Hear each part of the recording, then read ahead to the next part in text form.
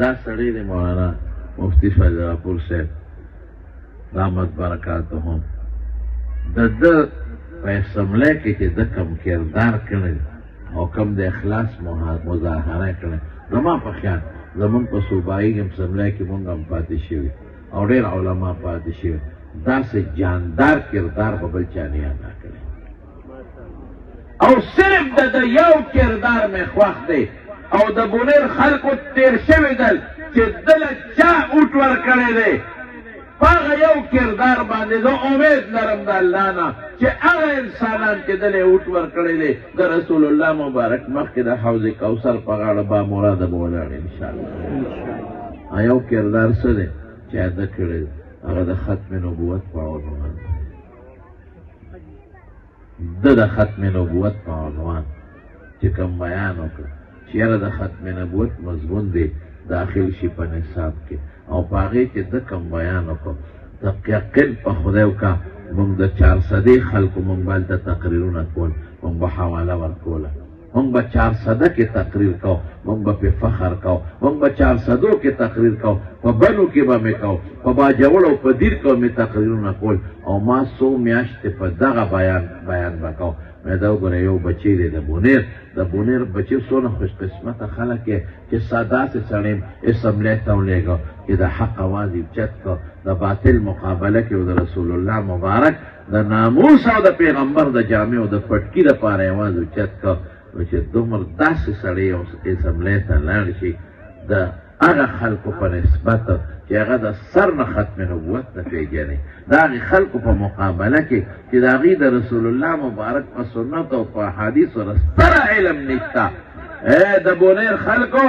نیت دا وکړئ اخلاص والا نیت وکړئ چې څومره بونیریان یې که زنانه یې او که نارینه یې او که بوډاګان یې او که زلمي یې چې دا بچې مونږ صرف او صرف دې له بلو چې زما د حق دفاع وکړي صرف دې له بلو چې رسول الله مبارک د کوم دین دپاره وینې توی کړي دي د طایف سفر کړی دی غاښ مبارک مات شوی دی سر به په شا مبارک یې لرې چولې شوي دي هغه دین دفاع دپاره دی لېږم د ختم نبوت ته قانون د حفاظت دپاره لېږم دا نیت به کوئ د اخلاص والا نیت په خدای که په دې نیت ته اوټ واچو صرف دا یو اوټه او دا د خدای ته قبول شو دا یو اوټه دا ستا دپاره ډېره لویه خبره ده کوئ به انشاءالله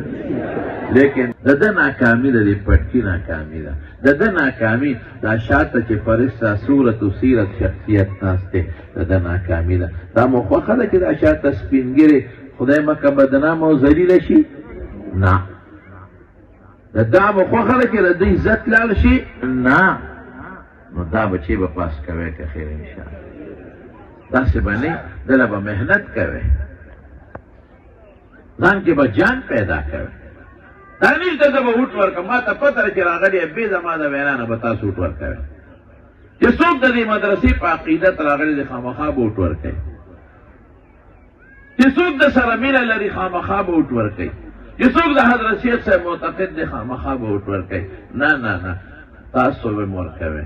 تاسو به خپلو بچو تارونو ته م وایې ورکوئ تاسو زنانه به م ورکوئ زنانه به م اوټ ورکوئ لیکن هغه کسان چې ستاسو ذهن کې وي چې دله اوټ نه ورکوئ هغه کسان چې تاسو ته پته چې دله اوټ نه ورکوئ هغې خلکو نه به هر یو ملګری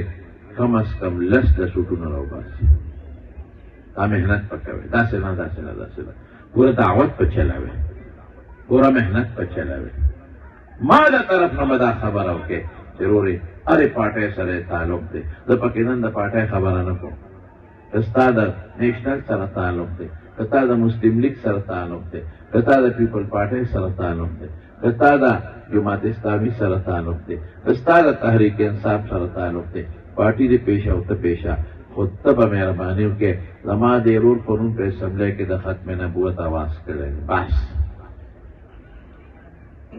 د بونیر حق به درستو که د بونیر دپاره خبره هغه د دین دپاره چې ده په کومه جذبه تقریرونه کړي دی